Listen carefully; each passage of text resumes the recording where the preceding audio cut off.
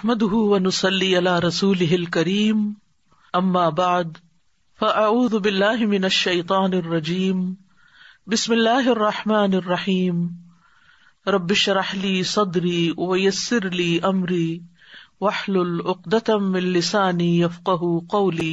رسول اللہ صلی اللہ علیہ وسلم نے فرمایا، کیا میں تمہیں ایسی دعا نہ بتاؤں کہ جب کوئی رنج و غم اور الم میں مبتلا شخص اس کو پڑھے تو اس کی تکلیف دور ہو جائے؟